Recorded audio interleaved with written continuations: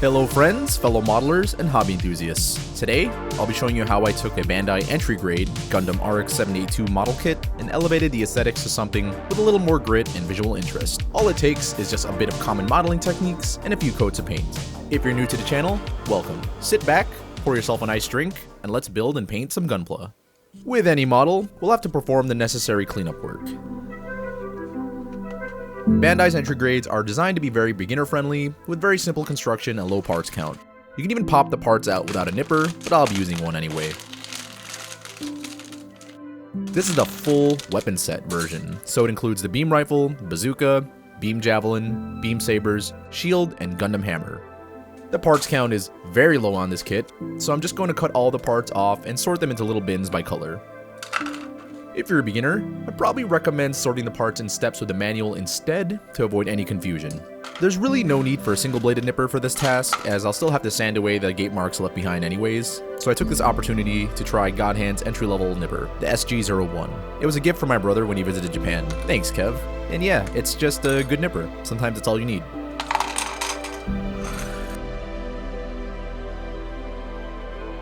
Speaking of sanding, I've become pretty fond of using these acrylic sanding boards from Godhand. They're color-coded to match the grits of their sanding sponges, but you can attach any double-sided tape or adhesive-backed sandpaper you want and just label the top side with the grit number. Godhand makes special double-sided tape for this 15mm size, but I just used some Infinity adhesive-backed sandpaper I already had.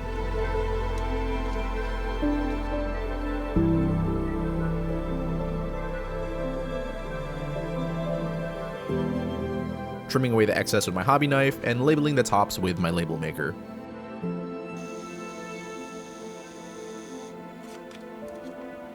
These rigid sanding boards are great for filing away flat surfaces and avoiding rounding out any edges that need a flat profile, and I can change out the sandpaper as needed. For parts with curved profiles, I just use Infinity sanding sponge sticks following the contours. Electronics cleaning gel and a soft makeup brush was also used to clean up my clogged sanding tools and parts as I worked through cleaning all the gate marks and mold lines. I love recommending these as part of your modeling toolkit, as it will reduce the amount of dust in your workspace, which is a win for the respiratory system. The V-fin for the Gundam has some safety tabs that need to get cut off and sharpened. This is pretty common on smaller kits like this, and you can choose to leave it on, but I think it looks much nicer without it. I used my single-bladed nipper, hobby knife, and some careful sanding to gradually remove the safety tabs and sharpen the V-fin. It's better to go slow and gradual when doing this, as the V-fin and similarly small parts are fragile and can break if you apply excessive force. Eventually, I get it to where I'm happy with the shape.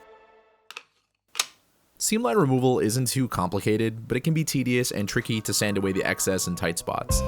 Allow me to briefly explain. I start by applying a combination of thin and thick viscosity plastic cement to the gap of the adjoining parts where seams need to be eliminated.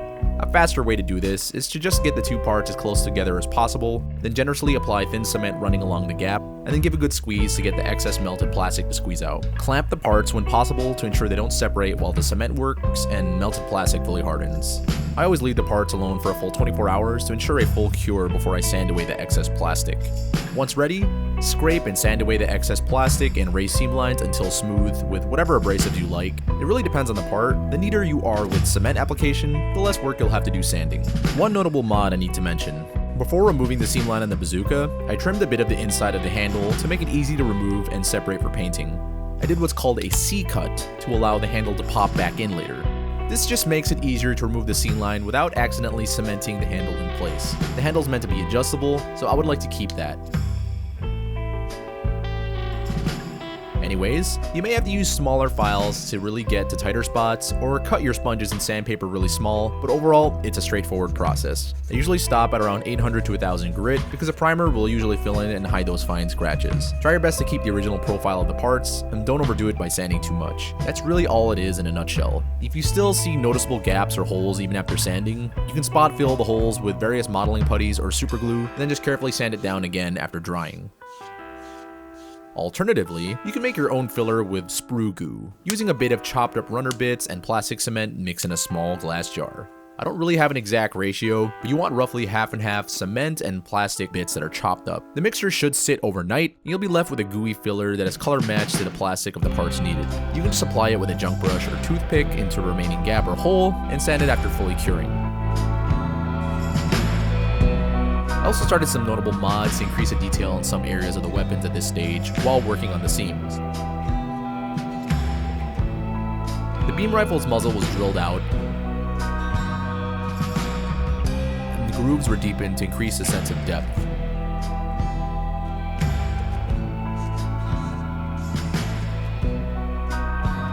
I also drilled out the barrel of the bazooka too, in the same sense that the inside isn't hollowed all the way through.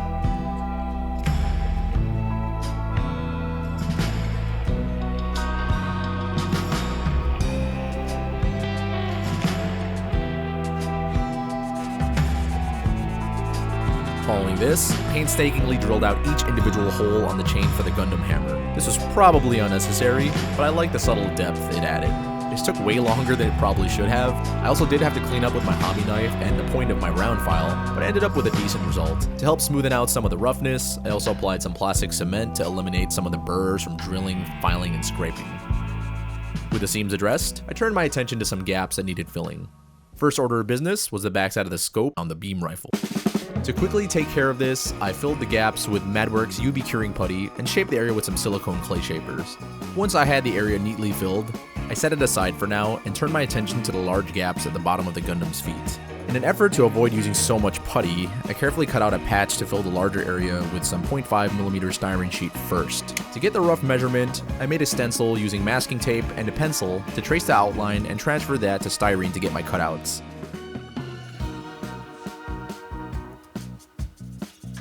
Cutouts are then cemented in the feet, while the remaining gaps are filled with UV putty. Following this, the filled gaps on both the feet and the back of the rifle scope are then cured using a USB-powered UV lamp. The now hardened surface is then sanded smooth.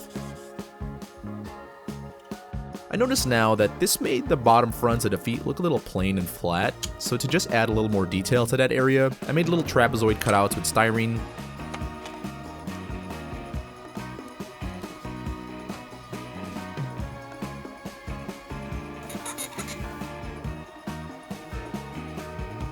which I then cemented into place and quickly detailed by drilling in rivet holes using a micro drill bit. The next order of business was to take care of the verniers on the jetpack. I'm not a fan of the molded in verniers, they look really bad. They're not even fully molded. To improve this sore spot for me, I'm gonna do a little bit of scratch building and light kit bashing.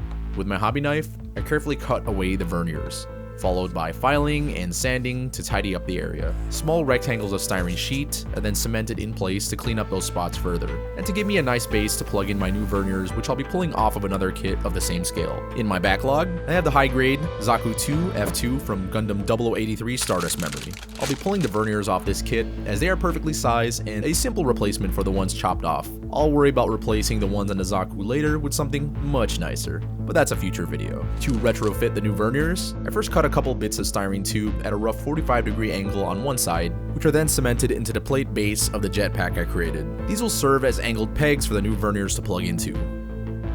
The verniers themselves then have the properly sized styrene rods cemented into them, which are then cut down to size and plugged directly into the tubes. I'm not worried about the pegs being loose right now, as they will get glued in after painting. After some careful cutting, measuring, and cementing, and test fitting, I've arrived at a much nicer looking jetpack in my opinion. I decided at this point to give the entire model a little test assembly to see how everything was looking so far.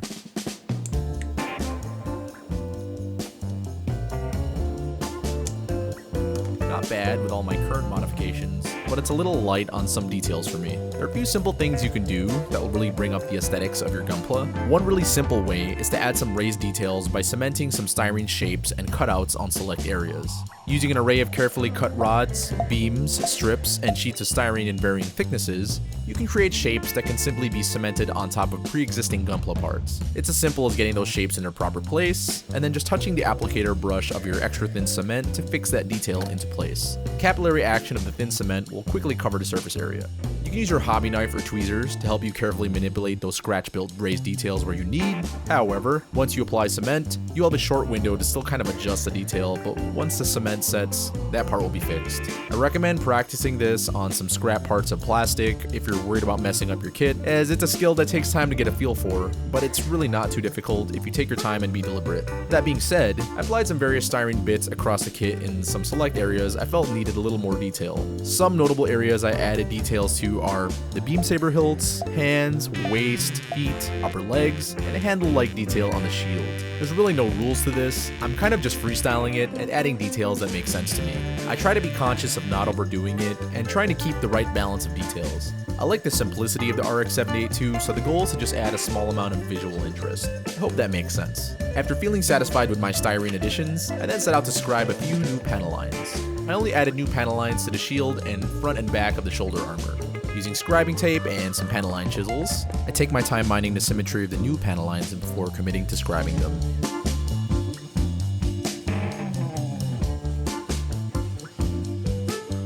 With those details added, it's now time to check my work. The best way to do that is to cover the model with some gray primer. Having the model in a unified matte gray will allow me to check for any rough spots that will need sanding and filling after doing all that prep work and customization. Normally when I go to spray primer, I break down the whole kit and paint each individual part, but since I'm using primer as a visual guide in this sense, I want to try something new. I'll be priming the entire model assembled. The idea is to avoid getting primer and paint in joint areas that have a lot of friction or parts that get hidden. It will essentially act as a visual indicator of what needs paint and what doesn't, hopefully avoiding fitting issues on final assembly. To allow me to easily do this, I plugged a trimmed down bamboo skewer directly into the gap of what I think is meant for an action base in the Gundam's waist section. Looks strange, but this will allow me to airbrush Mr. Surfacer 1000 all over the model. I made sure to open all the limbs as best I could, but it's not too important to get to every nook and cranny, just a thin layer of primer on most of the model should be good enough. So I airbrush gray primer on the model and all the accessories and let that to dry for a couple of hours. Seeing the Gundam assembled and fully primed like this is kinda neat. It actually looks kinda cool. I'm almost compelled to leave it all gray, but you're not here for that. Looking over the model, it actually looks pretty good in terms of surface prep. There are a few areas that have some roughness and leftover glue marks from the cement applicator, but overall, very nice results so far. At this point, I'll now break the entire model down to the base parts and go over all the surfaces of the kit by sanding it down with 1000 grit Tamiya sanding sponges. This will take care of some of the rough areas, but also ensure that I have a consistently good layer across the kit for the following paint layers to grip onto. I normally don't sand all the surfaces of the entire kit like this, but I wanted to give it a try anyways. So, after fully sanding the entire kit once more, I sorted the parts by color and mounted everything on alligator clipped skewers and various clips to prepare for painting the main colors. Normally, this is where I would go to spray gray primer again on all the parts, but in an effort to keep paint layers to a minimum, I wanted to try skipping primer and jump straight to color. My reasoning is that I've already given everything a sanding with 1000 grit, which is fine enough for lacquer paints to grip to. It almost acts as primer on its own. The following paint layers should be opaque enough to cover any traces of the sanded gray primer and colored plastic. I also made sure all parts were brushed clean and free of any dust before proceeding. Starting with Mr. Color Cobalt Blue, I base coated all the white and blue parts to serve as my subtle shadow color for the next layers.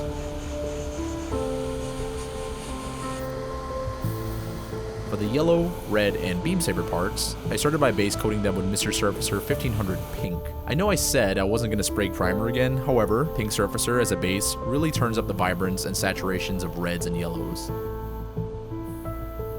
Following this, I sprayed Gaia Note's Natural Brown on all the red parts. My thought at the time was that it would serve as a nice shadow color, but that didn't quite turn out like I thought. I'll explain this when it gets red. Moving through the kit, I base coated the Gundam hammer and the verniers with Gaia Note's Ultimate Black. This glossy black will enhance the steel and silver metallic colors that will be sprayed over, really selling that true metal effect. For the eyes and scope of the beam rifle, I base coated these with Gaia Note's Ultimate White. Similar concept to the glossy black, but these parts will get a shiny bright metallic gold sprayed on top. I wanted to try glossy white as a base instead of glossy black. At the time, I didn't know if it would make a huge difference, but my idea was to make the gold appear brighter. Continuing on to the gray parts, which includes the joints, jetpack, and parts of the weapons, I started with a base of Mr. Finishing Surfacer 1500 Black to serve as a shadow color for the next dark gray highlights.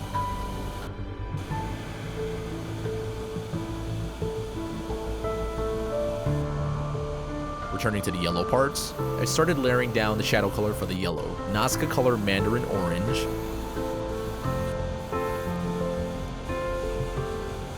followed by Gaia Notes Star Bright Gold on the eyes and the rifle scope, which turned out pretty nice. To finish off metallics, I sprayed Gaia Notes Dark Stainless Silver for the Gundam hammer and Gaia Notes Stainless Silver for the verniers.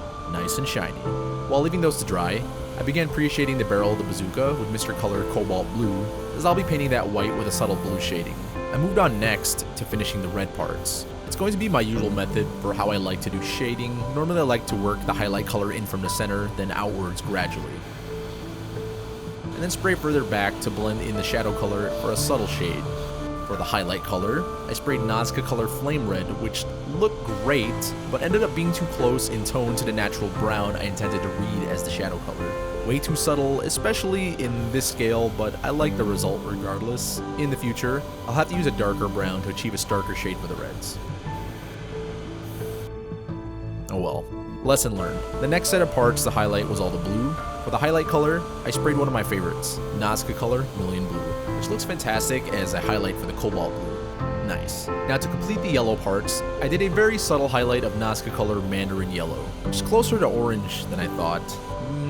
Same kind of dilemma with the red, but I think it still looks nice. I decided to keep it as is. Maybe in the future, I should use a more lemon yellow color, and that would probably give it more saturation?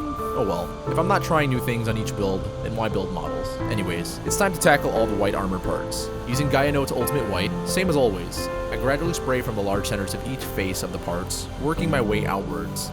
Then lightly mist paint over the parts by pulling my airbrush further back and turning the part quickly to blend in the shadows. If you find that when you try this that shadows are too stark, you can always blend more. Just do it gradually and check frequently.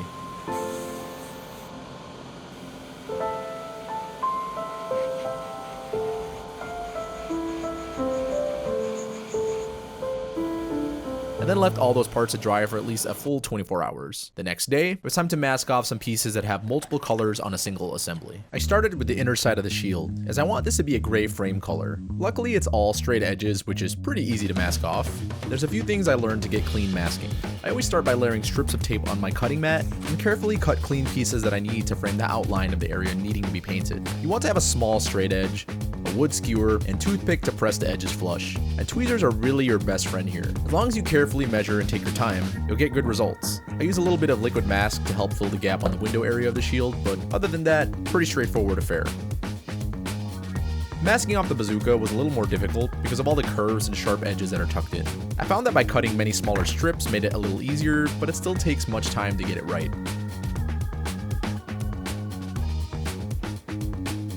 I also use a little bit of liquid mask to help mask off the little handle detail near the ammo pack of the bazooka. I also use liquid mask here to cover the scope of the beam rifle, as the outer shell is supposed to be gray, as well as the yellow armor part on the front section of the waist since it has some inner frame detail molded into it. The yellow part was probably unnecessary since it gets hidden, but I wanted to color separate it anyway. I applied the same treatment to the eye part and the red section of the waist parts following this, just to be thorough. The beam javelin handle was also masked off so I can paint the beam portion separately, as it's also something that was molded in one assembly. The lower parts of the legs has some inner frame parts molded into the piece, so I also masked off the surrounding areas to separate that out as well. Simple masking again, because of the straight edges. With that portion done, all the parts getting sprayed gray are ready. One last thing though to mask before getting back to painting was the verniers. I want the inside of these to be blue, and I had a pretty solid plan. First, I cut a clean circle into masking tape using my stencil ruler with the appropriately sized diameter to fit right over the rim of the vernier. It doesn't need to be too precise, I'll explain why soon. Fast forward back to the airbrush booth, I sprayed Tamiya clear blue enamel that I thinned with lighter fluid, carefully into the inside of the masked off verniers, going in light passes as to not flood the piece. Once I had covered the inside of the verniers, I went over the rim with a cotton swab dipped in lighter fluid to carefully clean any of the edges where paint might have bled through. The enamel paint and lighter fluid won't affect the silver lacquer paint, and I'm left with a nice candy blue in the inside. Since the underlying paint is a shiny silver, it will shine through the clear, leaving a nice metallic blue finish on the inside. Super sick. Now it was time to finish off the rest of the pieces I had masked off. Starting with the beam javelin, I gave that a base coat of Mr. Finishing Surfacer 1500 pink, which I'll come back to, but for now I set aside to dry. I then moved right back to base coating all the parts that I masked that will be gray, with Mr. Surfacer 1500 black, which just to review are parts of the waist, the bazooka, inside of the shield, and the frame section of the lower legs. I also let these dry a bit while I work through the next set of parts. The beam javelin now dry, I'll finish the colors on all the beam effect parts in one go. I chose Mr. Color Fluorescent Red as a shadow color, and immediately followed by highlighting all the parts by mixing a bit of Gaia Notes Ultimate White right into the airbrush cup with the leftover fluorescent red to create a more pastel, partially fluorescent pink to finish these off. Very nice pink beam color if you decide to paint beam effects instead of using the clear parts. Turning now to all my frame parts, jetpack, guns, and shield all masked off and base coated in black, it's time to finish the main gray color for the highlight. Sometimes I like to do a metallic color for the inner frame, but I opted for a dark gray this time, which in this case, I chose Mr. Color Gundam Color Titans Blue 1, which doesn't look blue at all, to be honest. It still looks great though, and really lends itself well to the color scheme of the RX-78-2. With that gray color finished, I set out now to start painting some of the finer details by hand with water-based acrylics. I only needed some fine round brushes, my well palette, paper towels, and a cup of water to intermittently rinse my brushes. I won't go into too much detail about brush painting, but what I will say is it's about balancing paint consistency, moisture, how much loaded onto your brush, and how much pressure you apply with each brush stroke. Secret, it's really not that much pressure. So it's a lot of different variables at once that really affect how that paint will lay down. The brush control part really just comes with time, and it's one of those things you'll just need to try yourself and practice to really get a feel for. It's all about patience and intuition more than anything. Anyways, starting with the head of the Gundam, I painted the head Vulcans in with Citadel Uriel Yellow, followed by Citadel Contrast Doomfire Magenta to fill in the rear head camera. The details on the bottoms of the feet deserve some love too. One could argue that it's mostly hidden and could be left alone, but I just can't bring myself to ignore them. Starting with Citadel Runefang Steel, I block in the molded in verniers, followed by Citadel Wordbearers Red for the raised footpad thingamabobs.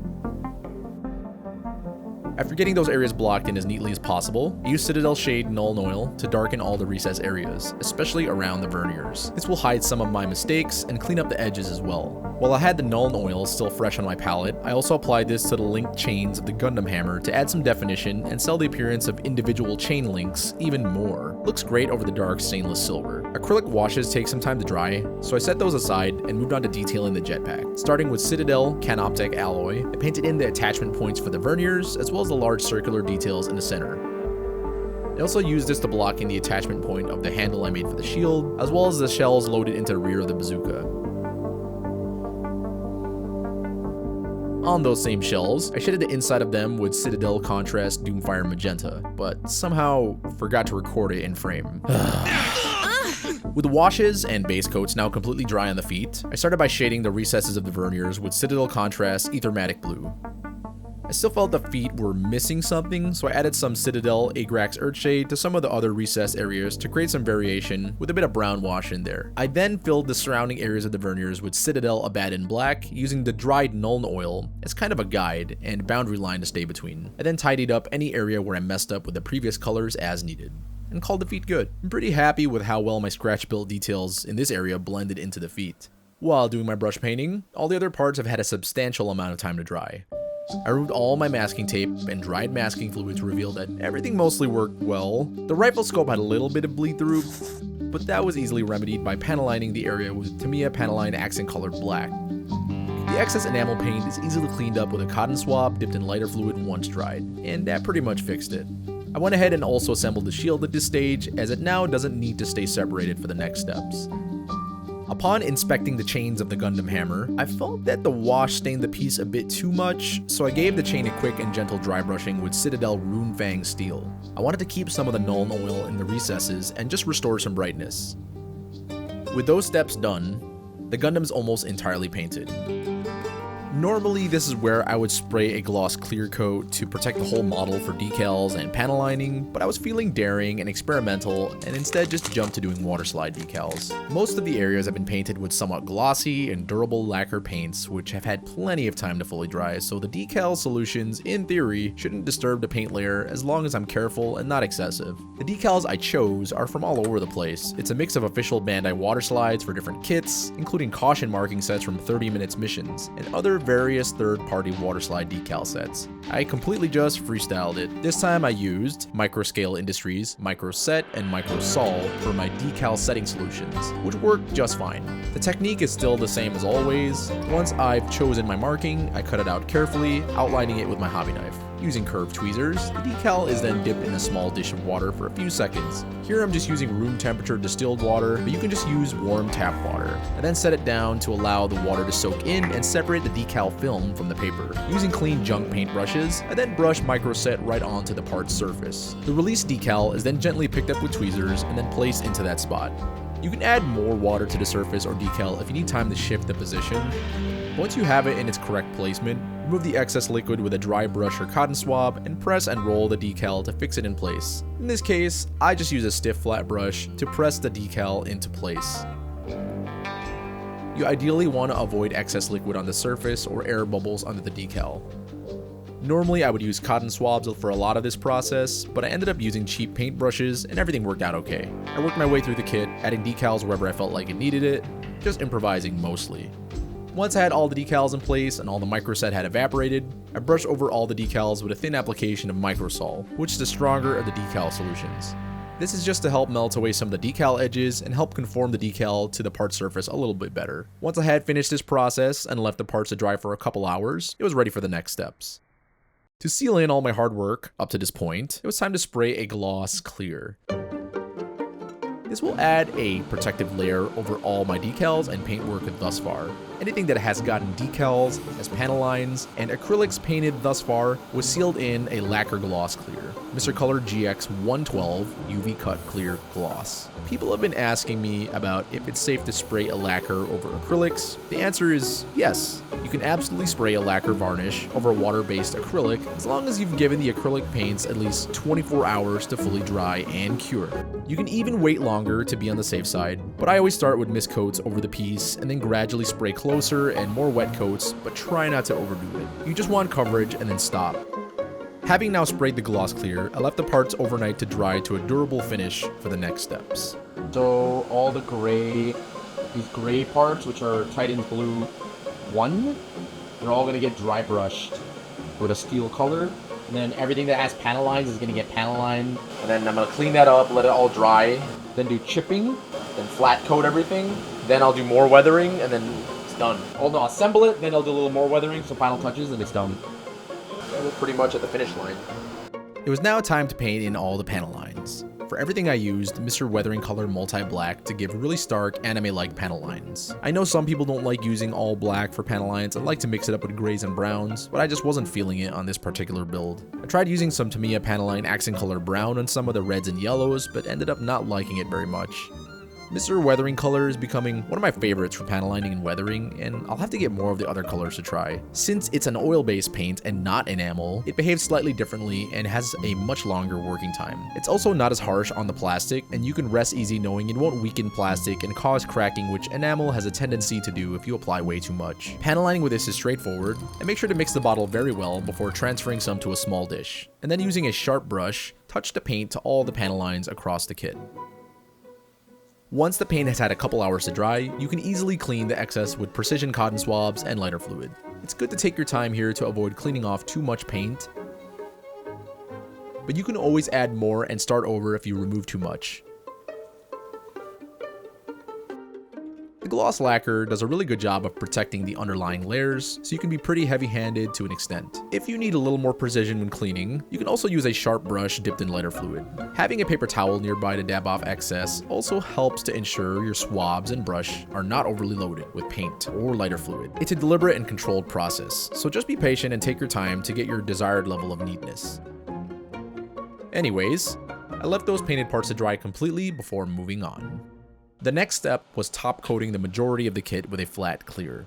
I will be doing some weathering steps afterwards, so flat clear will be a nice base to work off from.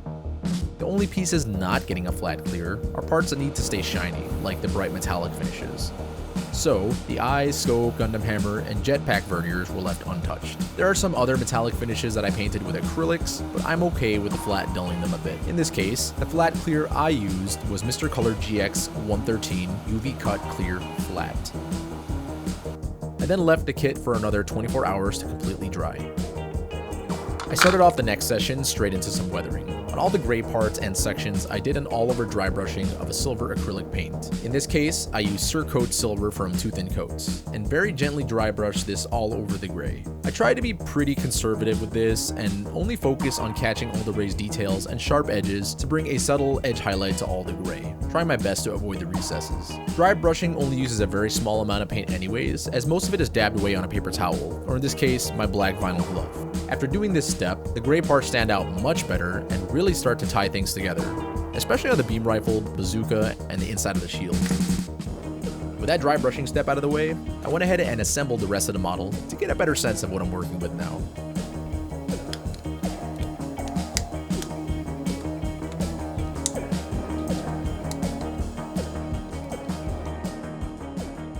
If this was a cleaner build, I would call it done here, but I want to add a bit more grit and storytelling to the mobile suit. He isn't fresh from the assembly line. He's been in some battles, and he's been through some maintenance too, so let's weather him up a bit. When approaching something like weathering, I found that it helps to have some references. Searching up images of battered military vehicles is a good place to start, observing how chipping and oil streaks appear, while also considering the environments the mobile suit is deployed for in combat. Every scuff and scratch tells a story of its journey. My point is, while this is a weapon of science fiction, we can use real-world inspired decay to inform us, to tell us of this model's story. I start by adding microchips and scratches to select areas with a graphite pencil. The matte surface is a great canvas and allows the graphite an ideal texture to grip onto. This would be much harder to do in a glossy surface. Anyways, very gradually, and I mean very gradually, I'm tapping around the edges and selecting faces of the Gundam's armor to show some wear in the paint job. I found that when doing weathering, it's easy to add a lot too fast and make a mess, so stop frequently and check your work and just slow it down. It's much harder and sometimes impossible to remove if you've gone too far, but always easy to add more if you feel like you haven't done enough. But also, have fun with this. If you're attempting this for the first time, this is where you get to be the artist and stand out, and what makes your model unique to you, regardless of skill level. Be brave. Anyways, my philosophical waxing aside, once I have a decent amount of chips and scratches, I decided to add a bit of streaking grind. There are multiple ways to add streaking effects. I'm just going to keep it really simple and use a GSI Crayo's brown Real Touch Gundam marker. To get my streaks, I'm just poking small dots with the marker and then quickly smudging it in a downward direction with my finger or cotton swab. It's important to work really fast because the Real Touch marker will start to dry really fast, making contact on the matte surface and as you wipe at it. There's probably a better and safer way to get the same effects, but this worked out just fine for me. I repeat this in select areas, inspecting and turning the model as I work. At this point, I'm switching between the graphite pencil and Real Touch marker, tapping and smudging away places as I see fit. I've also discovered that you can smudge the graphite pencil a bit with a cotton swab to get an almost subtle burn mark or soot effect. This is a really simple way to get some nice weathering quickly and doesn't require too much effort, just patience. After working the chips and streaks for a bit, I wanted to add another dimension to the weathering, sponge chipping. I start with some Vallejo model color German gray and apply that to some printer paper as my makeshift palette. Then, I tear off random clumps of an old car wash sponge by hand to create these sort of randomized blobs. This is what will create the random organic chips and is kind of the secret sauce of this technique. Using a combination of tweezers or just my bare hands, I dab the random clumps of sponge to the acrylic paint and then remove some excess. It's similar to dry brushing where we remove some paint, but not all, and instead of brushing back and forth, we're kind of poking away or stippling at the piece. You don't want to be too heavy-handed here. Just use light pressure. It's important to use the paper or palette to kind of test how the sponge applies those randomized chips. Those test dabs will inform you of how it's going to telegraph onto the model. Anyways, after chipping away, I was satisfied. As a final step of the weathering, I added some subtle staining using soft oil pastel sticks. Using soft eyeshadow makeup brushes and a handful of brown and gray pastels, I load up my brush directly onto the stick and then do a few test dabs on my palette. Once I felt confident, I started applying them directly to the model in select areas, mostly around the feet, undersides, edges, or basically any areas where it would make sense for dirt and stains to accumulate. After that step, I pretty much called it good. Oh, wait. I also made sure to weather the weapons too. For a nice final touch, I also bought an action base 8 in clear in order to help hold up the Gundam in a nice striking pose. These newer action bases are pretty nice, and this one was probably a little overkill for this scale, but oh well. I cut out the parts and assembled the action base like you would any other model, self-explanatory. The Gundam doesn't need any further top coat at this stage, so with that final step, this model kit was officially done. If you've watched the whole video up to this point, I just want to say thank you for watching. Whether you're a seasoned modeler or just a beginner starting out, I hope you found something to take away from this video, even if it's just a little entertainment. With each new project, I'm always looking to experiment and implement new ideas, techniques, materials, to share the journey with you all. I think part of modeling is accepting both the successes and blunders through that experimentation. This is one of those projects where I was like, hey, let's try as many new things as possible and just see where it goes. Sometimes it works out. Hopefully you've enjoyed the video. If you're new to the channel and would like to see more, like the video if you enjoyed it. I would like to work towards more frequent uploads and getting more of that modeling goodness out to you folks, so please subscribe and hit the notification bell for future updates. I really appreciate you all and how far the channel has come. Thank you. As always, remember to stay safe, be nice to each other, build stuff, paint stuff. Here's the finished Bandai entry grade Gundam RX-78-2. See you in the next video. I got a little morning star. Bye!